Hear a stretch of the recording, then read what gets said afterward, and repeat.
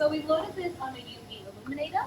It's a gel dot system. You might have a different imaging system in your lab, whichever one is fine.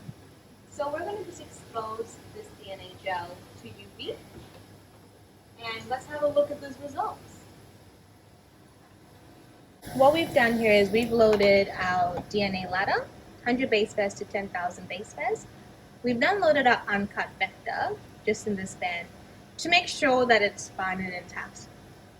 If we're seeing, for example, a smearing profile, we know there's a problem with our starting material. From our vector digest reaction, both of them are our digested vector. This is just a small aliquot of it, 5 microliters, and this is our 45 microliter sample, which we've extracted to not expose it to UV.